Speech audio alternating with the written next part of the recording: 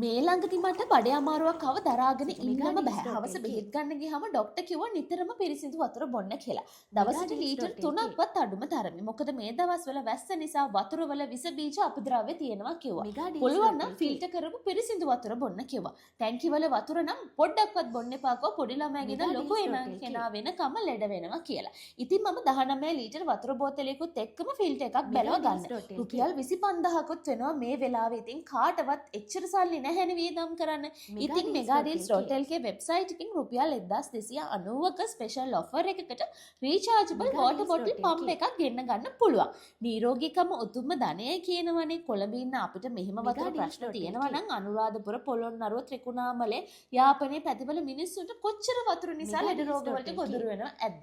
එයාලත් මේ වගේ ෆිල්ටර් වතුර තමයි නිතරම බොන්නේ කඩේ. ඒවා පෙරලා තමයි කෝප වලට වතුර ගන්න.